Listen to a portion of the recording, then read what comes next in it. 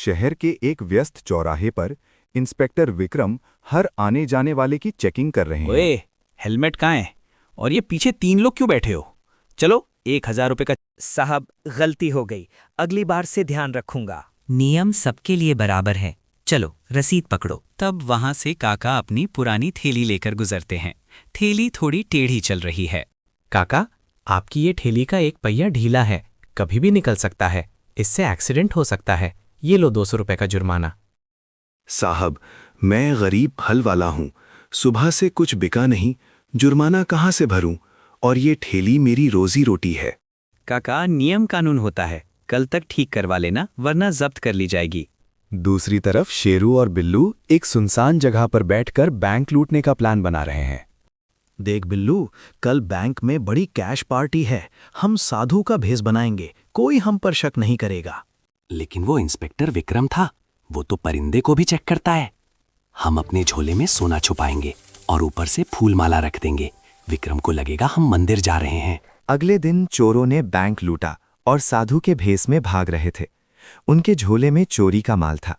तभी वो विक्रम के चेक पोस्ट पर पहुंचे। प्रणाम महाराज, इतने जल्दी में कहाँ जा रहे हैं? बेटा, हमें काशी जाना है, देर हो रही है, हमें जाने दो। झोले में क्या है? फूल और प्रसाद है बेटा, शुभ काम में देरी नहीं करते।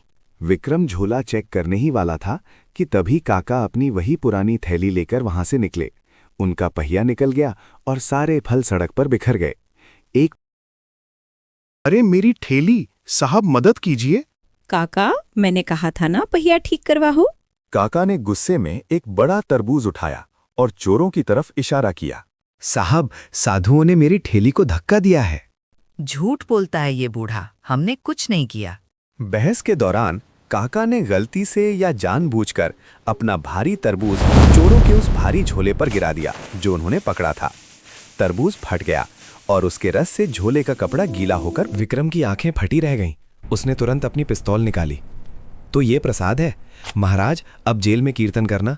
धन्यवाद काका, आपकी इस खतरा थैली ने आज बड़े चोरों को पकड़वा दिया।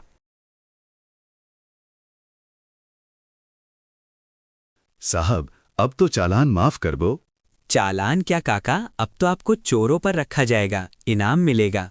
ईमानदारी और सही वक्त पर की गई थोड़ी सी होशियारी बड़े से बड़े गुनाह का पर्दाफाश कर सकती है। मेरा नाम आर्यन है। फिजिक्स का पेपर अगले दिन था और मेरी हालत खराब थी। हमारा स्कूल शहर के थोड़े सूंस में था और वही एक पुरानी बिल्डिंग को बोर्ड सेंटर बनाया गया था। मैं हमेशा की तरह आखिरी मिनट की पढ़ाई वाला लड़का था, इसलिए मैंने सोचा कि आज रात स्कूल की लाइब्रेरी में बैठकर पढ़ूंगा। चौकीदार काका मेरे पहचान के थे, तो उन्हें मुझे एक कोने वाले कमरे की चाबी दे दी। रात के 11:30 बज रहे थे। पूरा स्कूल सन्नाटे में डूबा था, सिर्फ मेरी टेबल की लैंप जल रही थी। वो अजीब सन्नाटा पढ़ते पढ़ते मुझे अचानक ठंड लगने लगी। मैंने सोचा मौसम बदल रहा है, तभी मुझे एक आवाज आई, खिच खिच खिच खिच, जैसे कोई बेंच घसीट रहा हो। मैंने ऊपर देखा, पर सामने सिर्फ खाली बेंच की कतारें थी। मैंने सोचा दिमाग थक गया है, इसलिए वह मुड़ रहा है।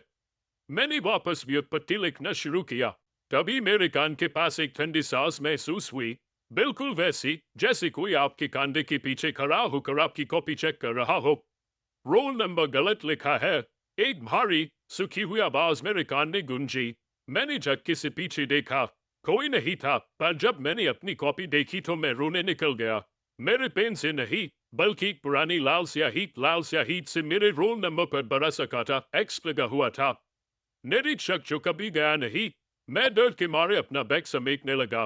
तभी कमरे का दरवाजा अपना आप बंद हो गया। ठक, मैंने देखा, कमरे के सामने वाले ब्लैक बोर्ड पर खुद ब खुद चाक से कुछ लिखा जा रहा था। समय अब शुरू होता है। तभी शिक्षक की कुर्सी पर एक साया धुंधला सा दिखने लगा।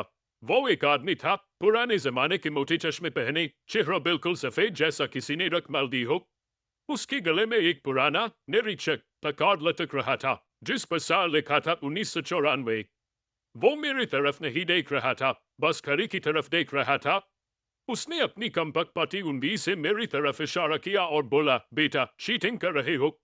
जेब में क्या है? मैंने अपनी जेब में हाथ डाला, वहां कुछ नहीं था, पर जैसे ही मैंने हाथ बाहर निकाला, मेरी मुट्ठी में एक पुराना जला हुआ फरेद चीटिंग पेपर था। मैंने वो कभी देखा ही नहीं था। अंजाम, मैं चिल्लाकर दरवाजा पीटने लगा। पीछे से उसकी आवाज थी है। मुझे लगा जैसे दर्जनों ठंडे हाथ मेरी गर्दन जकड़ रहे हैं। मैंने आंखें बंद कर ली और जोर जोर से चिल्लाने लगा। अचानक सब शांत हो गया। जब मेरी आंख खुली, सुबह के 6 बज रहे थे। चौकीदार काका मुझे जगा रहे थे। मेन फ्लोर पर गिरा हुआ था। उन्होंने कहा, बेटा यहाँ सो गए, चलो उठो, आज तो पेपर है। मैं कैंपटी हुए उठा और अपना बैग उठाया। मैंने सोचा शायद बुरा सपना था, पर जब मैंने अपनी फिजिक्स की पाठ्य पुस्तक खोली तो उसके आखिरी पन्ने पर वही लाल स्याही से लिखा था, अगली बार थोड़ा जल्दी पढ़ना शुरू करना, शुभकामनाएं। उस दिन के बाद मैंने कभी अकेली रात में पढ़ाई नहीं की। और हाँ, हमारे फिजिक्स के पेपर में मेरे ठीक उतने ही नंबर आए जितने हमें इनविजिलेटर ने लाल पेन से मेरी कॉपी के कोने में लिखे थे 33। केवल